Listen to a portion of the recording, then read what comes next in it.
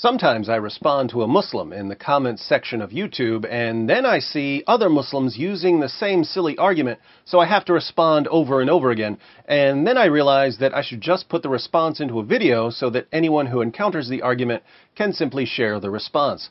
Here's an example.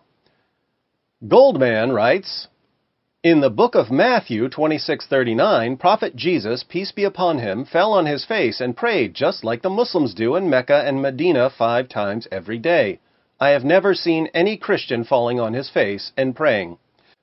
This argument is popular in Muslim memes on Facebook and Twitter. As we look at 3 of them, notice that they never quote the entire verse. Why don't they quote the entire verse?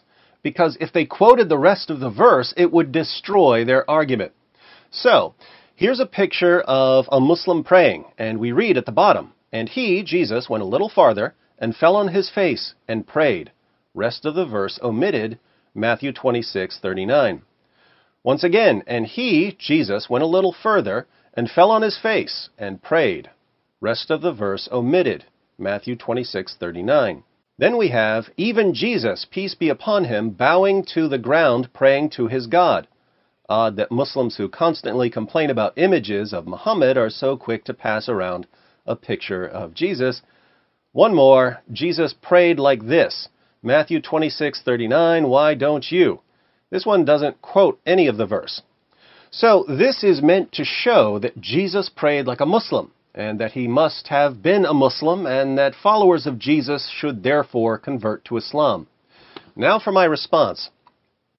Hi, Goldman. You've never seen a Christian praying on his face because Jesus commanded his followers, when you pray, you are not to be like the hypocrites, for they love to stand and pray in the synagogues and on the street corners so that they may be seen by men. Truly I say to you, they have their reward in full. But you, when you pray, go into your inner room, close your door, and pray to your Father who is in secret, and your Father who sees what is done in secret will reward you. Matthew 6:5-6. Notice that this is the same book you just cited to show that Jesus prayed like Muslims. Muslims pray in the open so that you may be seen by men. Jesus condemns your prayers. Jesus also said, in the same book you cited, and when you are praying, do not use meaningless repetition as the Gentiles do, for they suppose that they will be heard for their many words. Matthew 6:7. What do Muslims do when they pray? They recite memorized prayers in a language most of them don't understand. Even more hilarious, the exact verse you cited condemns you. And here's why Muslims never quote the entire verse when they use this argument. Matthew 26:39 reads, and he went a little beyond them and fell on his face and prayed, saying, my Father, if it is possible, let this cup pass from me, yet not as I will, but as you will. Jesus calls God my Father. According to the Quran, 9:30, Jesus is not the Son of God. Indeed, the Quran declares that Allah is a father to no one. See 5:18, 1988-93, and 21:26. So, if we believe the verse you cited, Islam is false. Beyond this, Jesus prayed in different positions. John 17:1 states, Jesus spoke these things, and lifting up his eyes to heaven, he said, Father, the hour has come, glorify your Son, that the Son may glorify you. Jesus prayed while looking up to heaven. I've never seen a Muslim pray like this. Notice also, once again, that Jesus calls God Father and declares himself to be the Son. So, your proof of Islam is something that thoroughly contradicts Islam.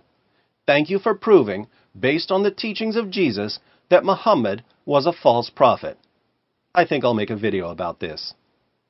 Now, when Muslims look up Matthew 26, verse 39, and read that Jesus calls God my Father, and then cut that part off because the Quran says that Allah is a father to no one, and they post part of the verse and claim that it supports Islam, isn't that highly deceptive? Why is this kind of deliberate deception so common among Muslims who are trying to convert Christians? Let me know what you think in the comments section.